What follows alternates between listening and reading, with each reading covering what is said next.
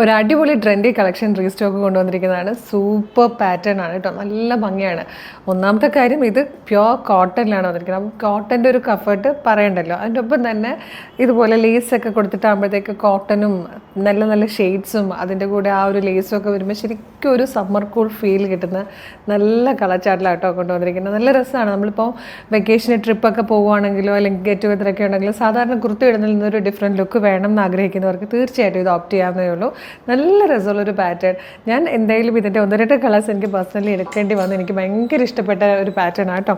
ഇതിൻ്റെ പ്രൈസ് വരുന്നത് 785 ആണ്, 785 ആണ്. ഫസ്റ്റ് കളർ ഇതാ ഇതുപോലെ നല്ലൊരു യെല്ലോ ഷെയ്ഡാണ്.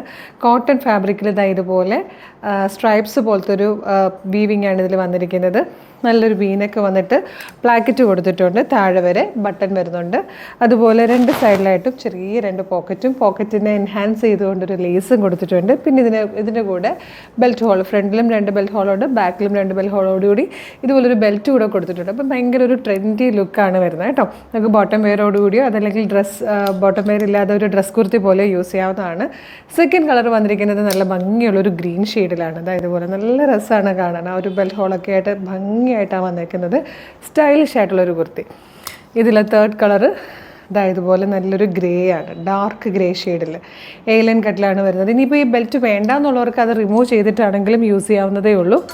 ഇതിൻ്റെ 4th ആൻഡ് ലാസ്റ്റ് ഷെയ്ഡ് വന്നിരിക്കുന്നത് പിങ്ക് ആണ്.